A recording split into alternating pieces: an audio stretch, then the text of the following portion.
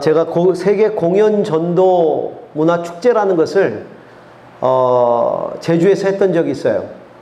한 70명 정도, 임팩트 월드 투어라고 하는 이 프로그램인데, 공연하는 팀 3팀이 연합으로 와가지고 공연을 하면서 전도를 하는 거예요. 한 70명 정도가 전 세계에서 들어옵니다. 3개 팀이 있는데, 한 팀은 GX라 그래서 힙합 댄싱, 브레이크 댄싱, 그 다음에 이제 스케이트보드, 그 다음에 이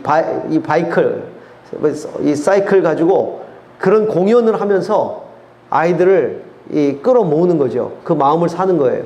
그리고 나중에 이제 복음을 제시하는 또 한 팀은 팀 익스트림이라고 그래가지고 이 힘쓰는 미국 사람들은 다 모인 거예요. 전 세계에서 이 레슬링 프로 레슬러 출신, 우리로 말하면 차력 같은 거 하는 이런 사람들이 다 모였죠. 그때에 왔던 사람 중에 하나가 스타킹에 나왔어요. 일부러 스타킹에 출연을 시켰어요. 칼리라고 해가지고 2m 20 몇인가? 그래가지고 막 이렇게 막 휘고 막 그랬던 사람이 있죠. 이 사람들은 힘을 가지고 복음을 전해요. 예를 들면 벽돌을 딱 쌓아놓고 막 격파를 합니다. 막 격파할 때 제일 처음 벽돌 하나씩 써. 이것은 거절감, 이건 상처, 이건 무기력, 이건 우울증, 다 이런 것들을 예수 그리스도께서 십자가에서 다 한꺼번에 부서뜨렸습니다 하면서 쪼개버리는 거예요. 그 사람들 임팩트가 엄청 강해요. 우리의 어그러진 것들을 주님은 펴십니다. 그러면서 쇠철근을 쫙 피는 거예요. 팀 익스트림. 또한 팀인 그 아일랜드 브리즈라 그래가지고 그 왜 하와이 또 폴리네시안 그 댄싱 하는 아주 그 섬 아름다운 춤을 가지고 복음을 전합니다. 그 임팩트 월드 투어를 그때 했는데, 그때 1년 동안에 그 임팩트 월드 투어가 이제 한 달 동안 캠페인이 벌어지는데, 학교를 70개 학교에서 공연을 하고요. 70개 학교에서 공연한 다음에 학교는 이제 문화축제죠. 그냥 애들 문화축제. 거기서 복음을 못 전해요. 주말에 그 문화교류, 문화축제라고 주말에 이제 체육관으로 초청을 하는 거예요. 사실 미끼죠, 미끼. 이렇게. 문화축제라는 게, 문화교류라는 게. 그리고 주말에 와서는 그 공연을 보여주면서 복음을 전합니다. 그때 예수 그리스도를 영접한 아이들이 3,000명. 한 달 동안에 캠페인을 하면서. 근데 그 임팩트 월드 투어라고 하는 IWT라는 그 행사를 치르기 위해서 먼저 벌어지고 있는 곳이 있어서 미국 오하이오의 데이튼이라고 하는 곳에 그것을 보러 갔어요, 제가. 왜냐면 제가 이 행사를 치러내려면 미리 가서 어떤 행사인지 보고 뭘 어떻게 준비해야 되는지 알아야 되기 때문에 그걸 보러 갔습니다. 그걸 보러 갔다가 캠페인 중에 저희 교인이 시카고에 사는 분이 있어가지고 데이튼에서 시카고까지 얼마나 걸리냐 그랬더니 한 3시간, 4시간이면 간다 그래서, 미국에서 3시간, 4시간은 바로 옆이거든요. 그래서 고속버스를 타고 신방을 갔어요. 시카고로. 신방을 갔는데 이 버스가 중간에 트랜지트에서 갈아타는데 이 터미널이 바뀐 거예요. 그걸 얘기도 안 하고 그냥 버스가 떠나버렸어요. 그래서 다음 버스를 타고 도는 버스를 타고 갔는데 한 8시간 걸린 것 같아요. 시카고까지. 밤늦게 도착을 했어요. 그래서 우리 교인을 만나서 저녁 식사를 같이 하고 내일 집에 가서 신방 예배를 드리기로 하고 저는 일단 숙소로, 호텔로 돌아왔어요.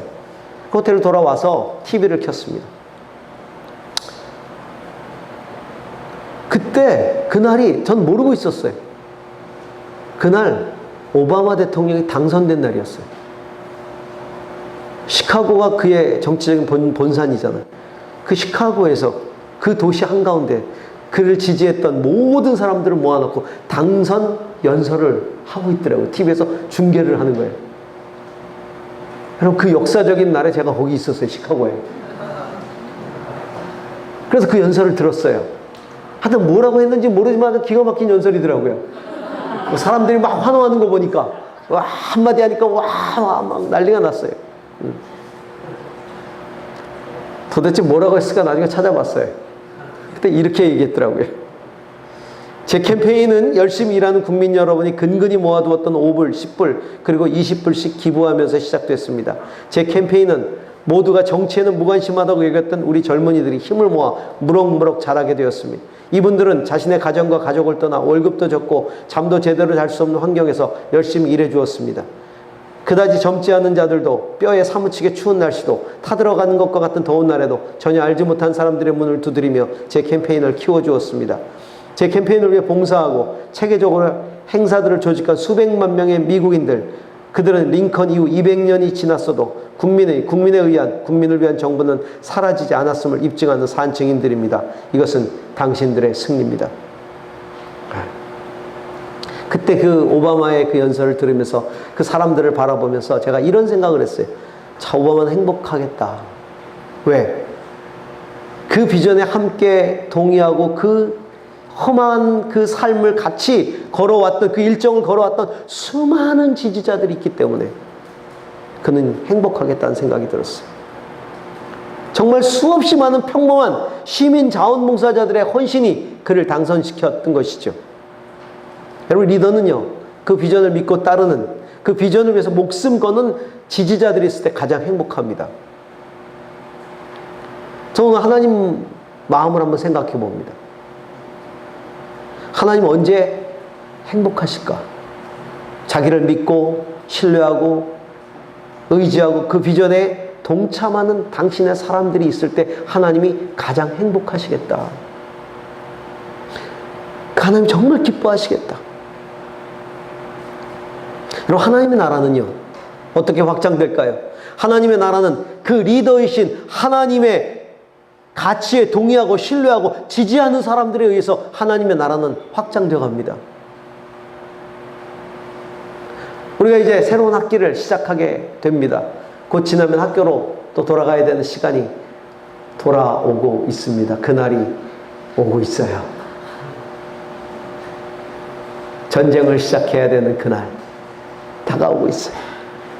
저는 오늘 우리의 예배가 출정식이 됐으면 좋겠어요. 왜냐하면 제가 여러분 계약하고 나서 오기 때문에. 저는 오늘서부터 2주간 휴가에 들어갑니다. 그래서 이제 오늘 여러분과 함께 출정식을 하고 싶은 거예요.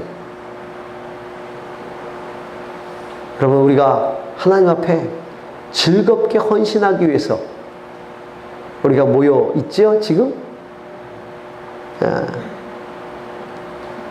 그렇게 있어야 주님이 행복하세요.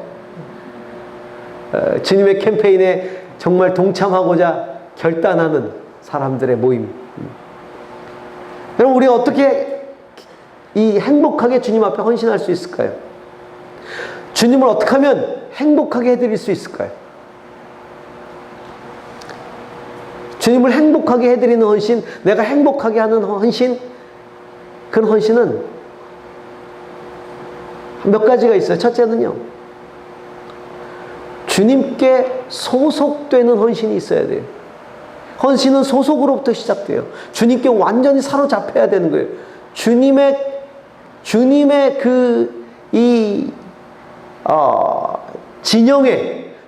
진영에 완전히 내가 소속돼 있어야 돼요. 오바마를 도왔던 수많은 사람들은 오바마 진영에 소속돼 있었잖아요. 그렇게 그 진영에 소속돼 있어야 돼요. 영적 소속감이죠. 그래야 행복하게 헌신할 수 있어요. 참된 헌신은 소속감으로부터 시작됩니다. 소속감이 없는 사람들은요, 헌신 못해요. 진짜 소속감이 있어야 진짜 참된 헌신을 할 수 있어요.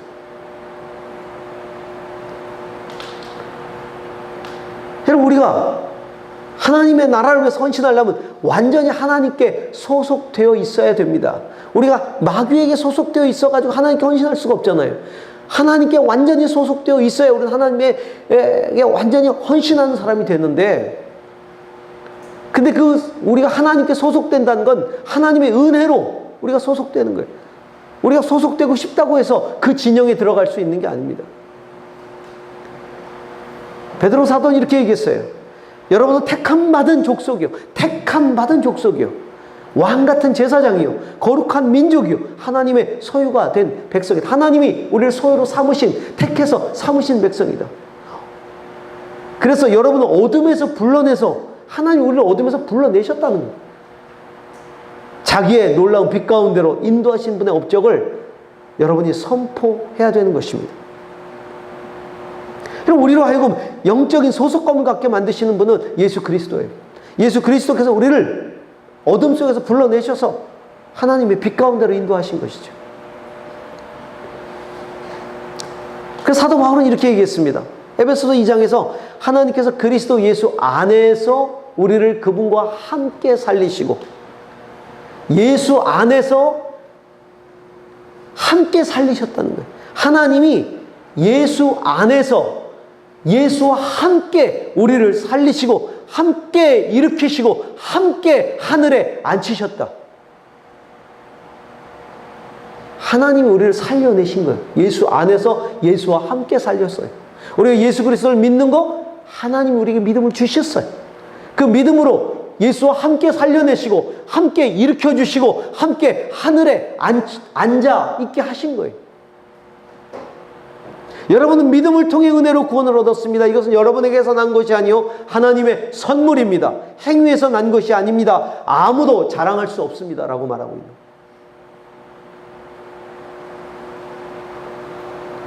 자, 우리가 하나님의 진영에 소속된 게 하나님의 은혜였다면, 그 다음에 우리가 해야 될 것은 그 하나님의 진영에서 하나님께 진짜 헌신하는 소속감을 가지고 그곳에서 캠페인에 참여해야 되겠죠.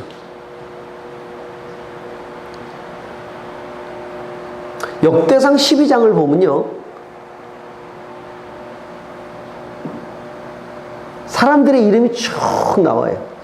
제가 생명의 삶을 큐티를 하잖아요. 매일매일 생명상 가지고 하는데, 사도행전이 이제 끝납니다. 내일 월요일 날 끝나요. 그리고 화요일 날 드디어 역대기에 들어가는데, 그 역대기를 여러분 딱 펼치면 한 10장, 그 10장까지가 족보가 나와요. 쫙. 족보만 쭉 나옵니다. 족보만 쫙 나와요. 제가 이제 휴가 기간이 됐잖아요. 우리 이제 부목사님들 설교를 해야 되는 거예요. 우리 선임 부목사님이, 목사님 큰일 났습니다. 역대기가 시작됐는데 펼치니까 맨 족보 이야기입니다. 목사님 왜 이때에 휴가를 가십니까? 이걸 어떻게 설교합니까? 역대기 첫날, 역대기 시작되는 첫날에 큐티가 역대기 1장부터 4장까지야. 한꺼번에 다 도매금으로 처리를 했어. 3페이지인가 그래. 이제 설교하려면 큰일 났죠. 그래서 제가 그랬어요. 하나님께서 감당하지 못할 시험은 주시지 않는다. 그리고 시험 당할 즈음에 피할 길을 주신다. 그랬더니 알겠습니다, 목사님. 교독하고 끝내겠습니다. 그게 피할 길입니다. 드디어 지혜를 얻었습니다. 그래서 제가 그랬죠. 적용을 잘해야 돼. 적용을 잘해야 돼. 그렇게 적용하면 안 돼. 그 역대기 쫙 족보위가 끝나고 나서 이제 4월부터 시작되는 진짜 히스토리가 시작이 되는데, 그리고 12장에 넘어가면 또 사람 이야기가 쭉 나와요. 그런데 그 사람 이야기가 어떤 사람들의 이름이 쫙 나오느냐면요, 베냐민 지파에서 다윗에게 와서 다윗에게 자기의 인생을 위탁하는, 자기의 삶을 다윗에게 드리는, 헌신하는 사람들의 이름이 나옵니다. 그 사람들이 베냐민 지파의 용사들의 이름이. 그때 다윗은 사울에게 쫓겨다닐 때예요. 왕이 됐을 때가 아니에요. 쫓겨다녀요. 이굴 저굴로 숨어 다니고, 심지어는 블레셋에 몸을 의탁하고 있을 때예요. 오죽 피할 데가 없으면 적군인 블레셋에 가서 몸을 의탁하겠어요. 블레셋에 가서 몸을 의탁하고 있을 때 바울을 찾아옵니다. 베냐민 지파. 여러분, 베냐민 지파는요, 사울을 왕으로 배출한 지파예요. 사울이 베냐민 지파예요. 사울은 지금 권세를 가지고 있어요. 힘을 가지고 있어요. 다윗을 죽이려고 하고 있어요. 그때에 그 베냐민 지파의 장수들이 다윗을 갖다 바치면 승승장구할 수 있고 출세가 보장되는 이런 때에 그들은 사울의 밑에 있지 않고 쫓겨다니는 다윗을 찾아와서 내가 당신을 위해서 헌신하겠습니다. 다윗이 너희들이 사울을 위하여 왔느냐 아니면 나를 죽이러 왔느냐? 다윗을 위해서 헌신하러 온 거예요. 그들의 이름이 거기 기록되어 있습니다. 다윗은 그 자기가 그렇게 힘든 시기에 자기를 위하여 정말 싸워줄 용사로 자기에게 찾아온 사람들의 이름을 다 기억하고 있는 거예요. 그리고 그 이름을 하나님도 기억하고 계시면서 그 이름을 거기다가 기록해 놓으신 것이죠. 여러분, 하나님은 당신을 위하여 당신의 진영에 그 소속되어서 그 소속감을 가지고 헌신한 사람들의 이름을 절대로 잊어버리지 않습니다. 하나님을 기억하고 계세요. 진짜 헌신은요, 그 소속에 헌신하는 거예요. 하나님께 완전히 소속되는 거예요. 하나님의 군사로 소속되는 헌신, 거기서부터 시작되는 거예요. 우리가 하나님 앞에 헌신하려면 나는 하나님의 군사다, 하나님께 소속된 사람이다 라고 하는 소속감부터 분명하게 해야 돼요. 소속감이 분명하지 않으면 진짜 헌신 못합니다. 두 번째 헌신은요, 진짜 행복하게 헌신하고 싶으면 가치에 헌신해야 돼요. 가치에 동의해야 돼요. 가치에 동의하지 않은 헌신은 비극이 가룟유다. 예수님의 가치에 동의할 수 없으니까 나중에 팔아먹지요. 그러다가 자기가 비참해지면서 자살하잖아요. 여러분, 가치에 헌신해야 진짜 행복하게 헌신할 수 있어요. 참된 헌신은 리더의 가치에 동의해야 합니다. 하나님을 위해서 헌신하려면 하나님의 가치에 우리가 전적으로 동의해야 헌신해요. 왜 맨날 내적인 갈등이 생겨요? 하나님의 가치가 완전히 나의 가치가 되지 않기 때문에. 어느 때는 하나님의 가치가 동의가 되지 않아요. 세상의 가치가 옳은 것 같아요. 그러니까 이 갈등을 일으키고 부딪히는 거예요. 그래 진짜 헌신이 안 되는 거죠. 하나님의 가치에 100% 동의할 때 진짜 헌신이 시작되는 겁니다. 진리의 가치. 오늘 성경에 보니까 주의 권능의 날에 주께서 권능으로 세상을 다스리는 그날에 왕이 되셔서 왕으로 임하셔서 정말 세상을 다스리는 그날에 주의 백성이 거룩한 옷을 입고 거룩한 가치를 가지고, 거룩한 옷을 입었다는 얘기는 거룩한 정결한 하나님의 자녀라는 뜻이죠. 하나님의 진리에 가치에 동의하는 그 사람들이 즐겁게 헌신하는데 새벽 이슬 같은 주의 청년들이 주님께 나온다 그랬어요. 주의 가치에 동의하는, 진리에 동의하는 그런 젊은이들이 주님께 나온다. 히브리 원어로 보면 젊은 이슬들 이런 뜻이에요. 젊은 이슬들이 주님께 나온다. 새벽 이슬은 하나님의 가치로 무장된 젊은이들을 말합니다. 하나님의 가치로 무장된 젊은이들이 주님 앞에 나온다는 거예요. 이스라엘은요, 건기가 있고 우기가 있어요. 건기가 있고 우기가 있는데 이 이슬이라고 하는 거는요, 건기에 내립니다. 우기에는요, 폭포수와 같은 비가 내려요. 계속 비가 와요. 거기는 이 광야 같은 이 지형이기 때문에 건기에 내리는 이 비는 생명수와 같죠. 막 자라게 합니다. 그러나 우기에 내리는 비는, 우기는 비가 막 내려서 곡식을 확 자라게 만들어요. 그런데 건기가 되면요, 비가 안 내려요. 메말라버려요. 비가 안 내려요. 비가 안 내릴 뿐만 아니라 열풍이 불어요. 뜨거운 열풍이 불어와서 식물을, 그 열풍이 한번 불면 식물이 다 죽어버리게 만들어요. 그런데 그때 그런 상황 속에서도 생물들을 살리는 건 새벽에 내리는 이슬이 매일 내립니다. 매일매일 새벽에 이슬이 내려요. 건기에. 참 하나님의 섭리가 놀라워요. 그 아무것도 살 수 없을 만큼 건조한 그 시기에, 비가 안 오는 그 시기에, 뜨거운 열풍이 불어서 다 죽여버리는 그 시기에 하나님이 매일 새벽마다 새벽 이슬을 내려주셔서 그 새벽 이슬을 먹고 생명체가 생명을 지켜갑니다.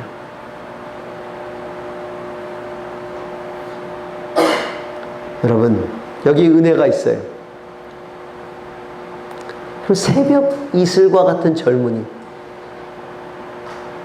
새벽 이슬과 같은 젊은이가 언제 필요하다고요? 은혜가 메마르고 고난의 열풍에 시달리는 세상의 영혼들, 그 영혼들을 살려내야 할 때, 그때 새벽 이슬 같은 젊은이들이 필요하다는 거예요. 하나님의 가치, 진리라는 가치에 동의한 젊은이들이 그때 필요한 거예요. 은혜가 메마른 그 시대에 건기처럼 은혜가 메말라 버렸어요.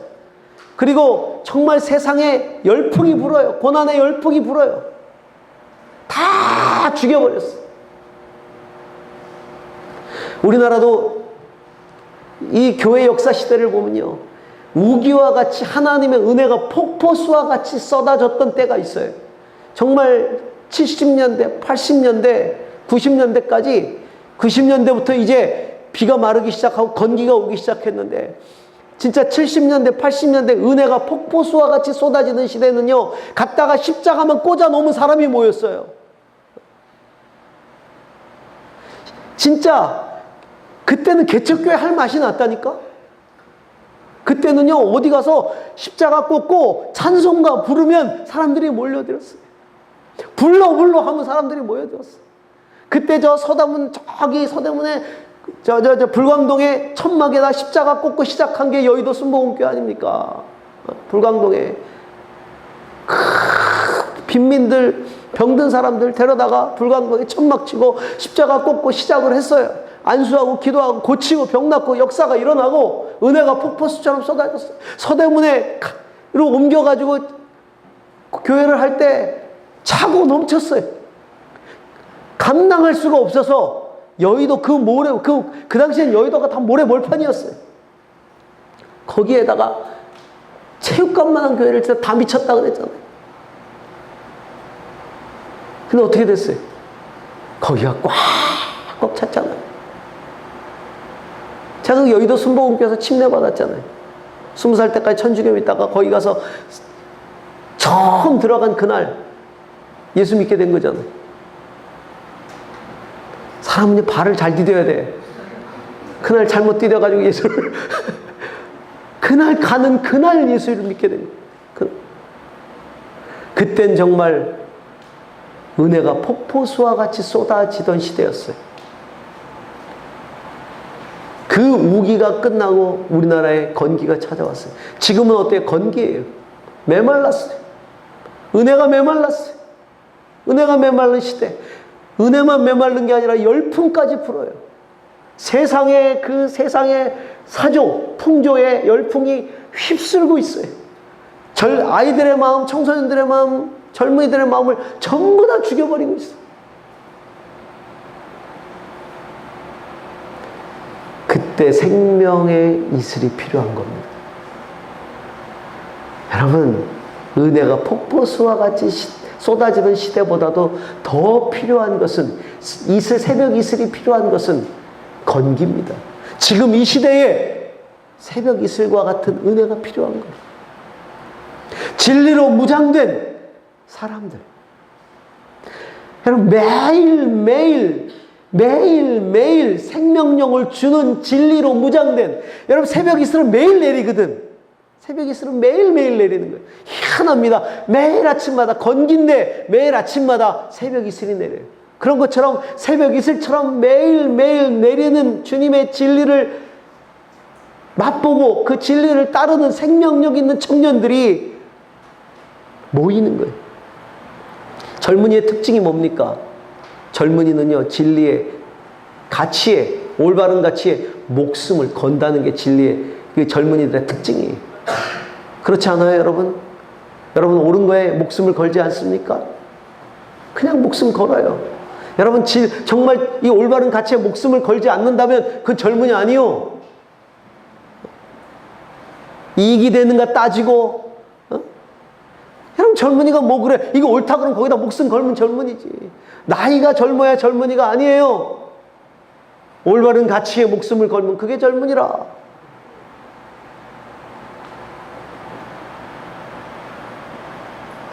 예수님이 이렇게 말씀하셨어요. 내 나라는 이 세상에 속한 것이 아니다. 당신이 말한 대로 나는 왕이다. 나는 진리를 증언하기 위해서 세상에 왔다. 진리에 속한 사람은 누구나 다 내 말을 듣는다. 빌라도 앞에서 한 말이. 진리에 속한 사람은 내 말을 듣는다. 나는 진리의 왕으로 왔단 말이야. 그러면 하나님의 나라를 위해서 정말 즐겁게 헌신하려면, 행복하게 헌신하려면 진리의 가치에 동의해야 합니다. 진리의 가치에 동의해야 돼요. 저희가 20년이 교회에 목회한 지 20년이 되면서 교회의 가치들을 다시 한번 쭉 정리하는 시간들을 가졌어요. 제가 여러분에게 토요일마다 리더들에게 교회론에 대한 이야기들을 보내고 있어요. 아마 두 번째 시간까지 교회에 대한 이야기를 들었을 건데, 교회에 대한 가치를 이야기하면서, 교회에 대한 이야기를 하면서 교회론이 뭐냐, 교회가 뭐냐를 이야기하면서 내가 5가지를 이야기를 했습니다. 교회는 예배하는 공동체다. 교회는 하나님의 집이다. 교회는 그리스도의 몸이다. 교회는 그리스도의 신부다. 교회는 주님의 군사다. 이 5가지의 교회론에 따른 핵심 코어 밸류가 뭐냐? 예배하는 공동체로서의 가장 중요한 핵심 가치 코어 밸류는 영광이다. 영광. 교회는 하나님의 영광, 글로리, 영광을 위하여 예배한다. 교회는 만민이 기도하는 집으로서의 코어 밸류가 뭐냐? 은혜다. 은혜, grace. 기도를 통해 하나님의 집에서 은혜를 경험한다. 기도하면서 하나님의 집에서 은혜를 경험한다. 주님의 몸으로서 핵심 가치 코어 밸류는 뭐냐? 그리스도의 몸으로서 그건 러브, 사랑이다. 아가페. 주님은 우리에게 그리스도의 몸으로서 사랑을 경험하게 해주십니다. 그리고 주님은 그리스도의 신부예요. 그리스도의 신부로서의 코어 밸류가 뭐예요? 거룩, 홀리. 거룩이다. 순결이다. 퓨어. 그리고 주님의 군사로서 코어 밸류가 뭐냐? 승리다. 그래서 이 5가지, 영광, 은혜, 사랑, 거룩, 승리, 이것이 제가 목회하는 교회의 코어 밸류예요. 5가지. 영광, 은혜, 사랑, 거룩, 승리. 자, 우리 라이저 무브먼트가 가지고 있는, 헌신자들이 가지고 있는 코어 밸류가 뭡니까? 우리가 목숨 걸고 있는 새벽 이슬로서 우리가 목숨을 거는 핵심 가치가 뭔가?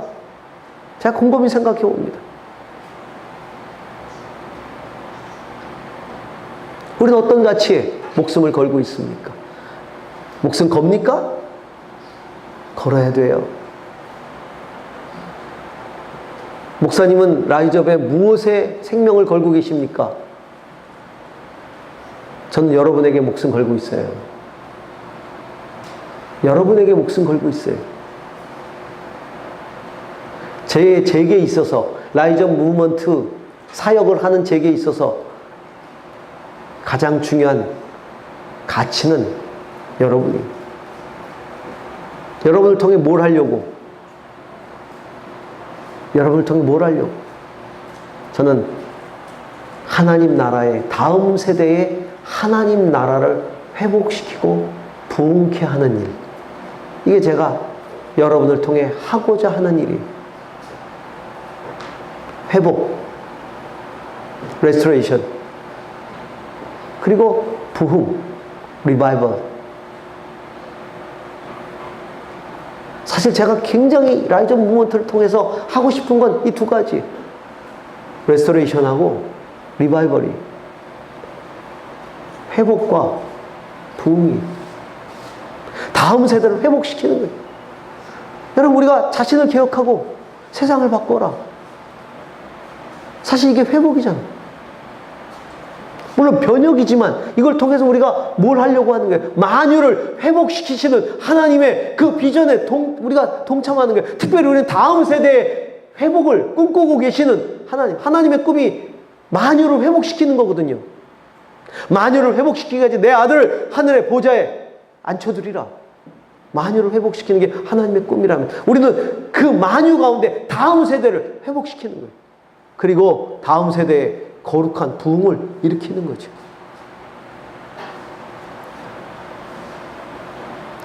여러분, 새벽 이슬은요, 하나님의 진리를 소유한 작은 이슬들이, 새벽 이슬 한 방울 한 방울은 아무 힘이 없어요. 여러분, 새벽 이슬 하나하나 폭포수처럼 쏟아 내리는 비도 아니고 새벽 이슬 하나하나가 무슨 생명을 살리는 생명력이 있겠습니까?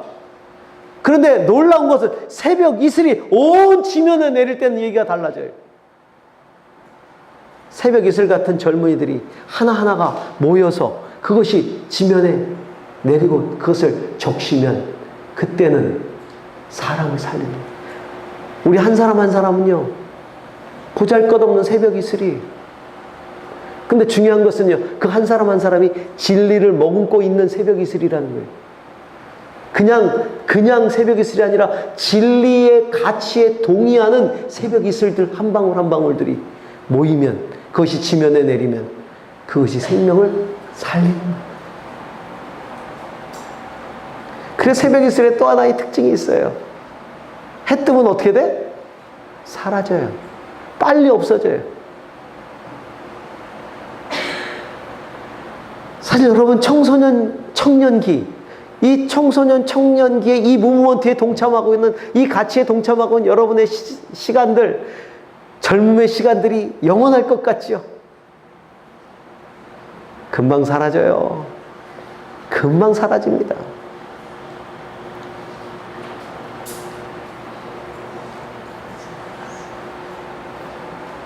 사라집디다. 사라집디다. 마음은 지금도 20대예요, 저도. 마음은. 저 가만히 생각해 보니까 이제 살 만큼 산 것 같아. 왜? 옛날 조선시대에 왕들의 평균 연령이 40이에요. 40 거의 못 넘기고 죽인 왕이 대부분이야. 그 좋은 거 먹고 그 모든 호사를 누리고 사는데 왕들이 40을 넘기는. 그 당시에 우리나라 조선시대 백성들의 평균 연령도 그래요. 40대예요. 제일 오래 산 왕이 제 나이 살았더라고. 와, 나 많이 산 거야. 언제 제가 이 나이가 됐는지 모르겠어요. 그래도 지금도 생각해보면 20대예요. 지금도 제가 가끔 제 청소년부서에 설교하러 내려가거든요. 청소년부 설교하러 내려가서 설교를 하면 애들 좋아해요. 좋아해 주지요. 애쓴다 그러고 굉장히 좋아해 주는데, 그럼 또 착각하고 올라오는 거예요. 내가 마치 20대나 된 것처럼, 젊은 것처럼. 그러다 우리 권사님들이, 아이고 목사님 안녕하세요. 권사님들 나를 좋아하는 거 보면 내가 나이 들었구나, 이렇게 생각이 되고요. 여러분, 20대 금방 가요. 해 뜨면 금방 없어지는 이슬들이에요. 그러나 해 뜨면 해가 뜨자마자 없어지는 그 이슬들, 내리고 사라져버리는 이슬들이지만, 그 시기에 여러분의 젊은 해 때에 그렇게 생명의 가치를 가지고 이 땅에 뿌려져서 내려져서 금방 사라져버리는 그 여러분의 헌신이 생명을 살려내고 그것이 무성한 나무를 만드는 겁니다. 그것이 무성한 나무를 만드는 거예요. 나는 잠깐 이 시대에 헌신했지만 언제가 여러분들이 30이 되고 40이 되고 50이 되고 그때에 여러분의 헌신 때문에 생명이 자라난 나무들을 보면서, 아, 그때 나의 헌신의 열매들이구나.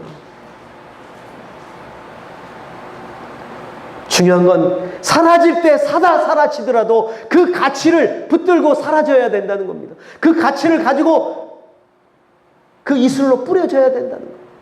그냥 물이 아니에요. 생명을 살려내는 물들이, 생명을 살려내는 이슬들이, 하나님의 가치를 담고 있는 이슬들. 작지만 우리가 작은 사람 다 작아요. 그렇지만 우리가 모여서 온 지면에 뿌려질 때, 그리고 사라져갈 때, 그래서 저는요, 이 우리 시대에 이 젊은 때 그냥 뿌려주고 그냥 죽자고요. 그냥 사라져 버리자고. 이 젊을 때 무슨 세상 호사를 누리겠다고, 다 주님의 같이. 이런 친구들이 있을 수도 있어요. 목사님, 제 20대 때요, 정말 그 가치에 붙들려 헌신하느라고 해볼 거 못 해보고 억울하세요? 다 해볼 거 누린 사람한테 물어보세요. 그 해볼 거 하고 다 누릴 거 누리고 즐길 거 즐겼더니 어떻습니까? 뭐가 남았습니까? 물어보세요. 물어보세요. 누린 사람들한테 가서 물어보세요. 그 사람들 다 똑같이 얘기할 거예요. 허무하고 갈증나고 채워지지 않으니까. 그러나 진리를 가지고 새벽 이슬처럼 뿌려진 인생들은요, 그 무성한 나무들을 보면서, 아니 내 자신이 무성한 나무가 되어 있을 거예요. 자, 소속이 헌신해야 돼요. 같이 헌신해야 돼요. 세 번째가 뭐냐면 비전에 헌신해야 돼요. 비전에 헌신해야 돼요. 주님과 같은 꿈을 꿔야 되는 거예요.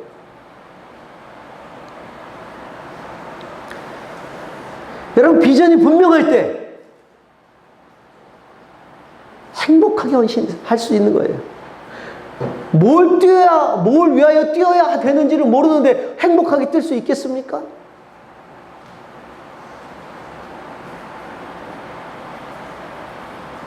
오늘 주님이 성경에 보니까 왕이 거룩한 산에서 군대를 이끌고 전쟁터에 나가는 그날에 그 백성들이 즐거이 헌신하는데 새벽 이슬 같은 젊은이들이 임금님께로 몰려든다. 뭘 하러 몰려들겠어요? 왕이 전쟁터에 나가는데 젊은 이슬들이 뭘 하러 몰려드는 거예요? 다녀오세요 이거 하러?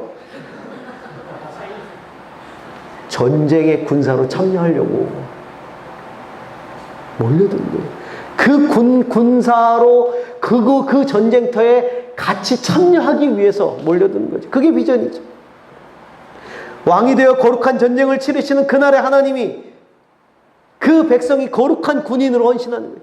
하나님께서 왕으로 나가시는 그 하나님이 치르시는 영적 전투에 우리가 헌신할 목적으로 모여드는 것이죠. 이게 비전이에요. 주님, 저를 그 전투에 제 일선에 세우시옵소서. 저는요, 하나님의 군사로서 제가 세상 살아가면서 하나님의 군사로서 헌신하면서 저는 향토예비군으로 살아가길 원치 않아요. 전 민방위대가 되기 원하지 않아요. 뭐 향토예비군과 민방원을 모욕하는 건 아니지만 제가 가봐서 알지만 그 사람 데리고 전쟁하기 힘들어요. 그런 말 있잖아. 왜 예비군복만 입혀놓으면 이상해진다고. 저는요, 주님 부르시는 날까지 네이비실 아세요? 네이비실? 미 해군 특공대 코만도 공수특전단 이런 군인으로 살다가 하고 싶어요. 적의 최전선에 거기에 침투해가지고 교란시키고 파괴하고. 적어도 군인은 그쯤 돼야 되지 않겠어요? 주님, 제가 그렇게 헌신하겠습니다. 여러분, 뭘 위해서 예배드리셔요? 뭘 위해서 찬양합니까? 뭘 위해서 전도합니까? 내가 구제하는 목적이 뭡니까? 내가 기도하는 목적이 뭐예요? 그 모든 일에 목적이 없으면 공허한 열정이에요. 허무한 열정이에요. 나의 비전은 무엇입니까? 나를 살아가게 하고 눈물을 흘리게 만들고 주먹을 불끈지게 만들고 시간과 열정을 쏟아버리게 만들고 목숨을 걸게 하는 거룩한 비전이 있습니까? 하나님이 당신의 나라를 위해서 우리를 부르고 계세요. 1963년에 미국 흑인 인권운동을 했던 마틴 루터킹 2세 그 목사님이 기가 막힌 연설을 합니다. I have a dream. 나는 꿈이 있습니다. 오늘 나에게는 꿈이 있습니다. 어느 날 모든 계곡이 높이 솟아오르고 모든 언덕과 산은 낮아지고 거친 곳은 평평해지고 굽은 곳은 곧게 펴지고 하나님의 영광이 나타나 모든 사람이 함께 그 광경을 지켜보는 꿈입니다. 이것이 우리의 희망입니다. 이것이 내가 남부로 돌아갈 때 가지고 있는 신념입니다. 이런 신념을 가지고 있으면 우리는 절망의 산을 개척하여 희망의 도를 찾아낼 수 있을 것입니다. 이런 희망을 가지고 있으면 우리는 이 나라의 이 소란스러운 불협화음을 형제로 가득 찬 아름다운 음악으로 변화시킬 수 있을 것입니다. 이런 신념이 있으면 우리는 함께 일하고 함께 기도하고 함께 투쟁하고 함께 감옥에 가고 함께 자유를 위해 싸울 수 있을 것입니다. 우리가 언젠간 자유로워지리라는 걸 알기 때문입니다. 그날은 하나님의 모든 자식들이 새로운 의미로 노래 부를 수 있는 날이 될 것입니다. 나의 조국은 자유의 땅, 나의 부모가 살다 죽은 땅, 개척자들의 자부심이 있는 땅, 모든 산에서 자유가 노래하게 하라. 미국이 위대한 국가가 되려면 이것은 반드시 실현되어야 합니다. 그래서 자유가 UMC의 거대한 언덕에서 울려 퍼지게 하십시다. 자유가 뉴욕의 큰 산에서 울려 퍼지게 하십시다. 자유가 펜실바니아의 엘러게니 산막에서 울려 퍼지게 합시다. 콜로라도의 눈 높인 로키 산막에서 자유가 울려 퍼지게 합시다. 캘리포니아의 구비진 산에서도 자유가 울려 퍼지게 하십시다. 조지아의 스톤 마운틴에서도 자유가 울려 퍼지게 하십시다. I have a dream. 나는 그런 꿈을 가지고 있습니다. 마틴 루터 킹 목사의 꿈이었어요. 수많은 사람들이 15분 수많은 명연설가들이 나와서 설교할 때 마틴 루터 킹의 사례가 이 차례가 되자 사람들이 당신의 꿈을 노래해 주십시오. 당신의 꿈을 이야기해 주십시오라고 할 때 마틴 루터 킹 목사가 이 설교를 했어요. 제가 일부를 인용한 거예요. 그 전체 설교문은 지금까지 했던 모든 설교 중에 가장 명설교로 사람들에게 회자하고 있어요. I have a dream. 물론 뭐 의미는 다르지만 여러분이 저한테 전화를 하면 제 벨소리가 I have a dream 그거 나와요. 아바의 여러분이 저한테 전화하면 저의 칼날링은 My way가 나옵니다. 나는 내 길을 가리라.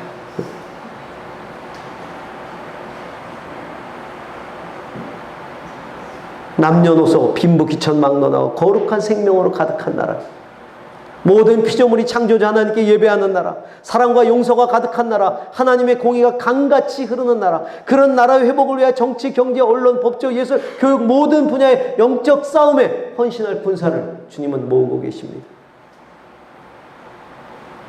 하나님의 비전, 그분의 부르심이 지금도 제 가슴을 뛰게 만듭니다. 나이가 60을 향해 가도 제 가슴은 여전히 쿵쾅거리고 있어요.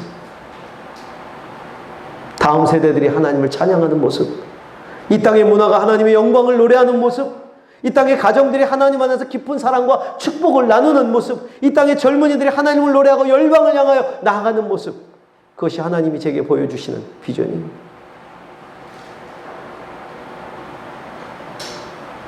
하나님 부르시는 소명의 자리, 중요한 것은 이 새벽 이슬이 온 지면에 내리는 거예요. 온 지면에,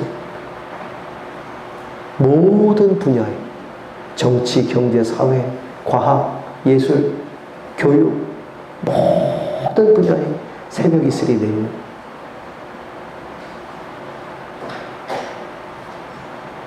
보잘것없어도 금방 사라져도 그 영향력을 끼치고 사라질 때 놀라운 열매를 거두는 것이죠. 사랑하는 여러분, 우리가 다음 세대에, 이 시대에, 이 건조한 시대에 새벽 이슬처럼 헌신하는 젊은이들이 되십시다. 새벽 이슬 같은 청소년들이 되십시다. 하나님께서 우리와 함께 출정하실 것입니다. 하나님이 왕이신데 무엇이 두렵습니까? 그런 은혜가 있기를 원합니다. 마지막 영상 보고 기도하겠습니다.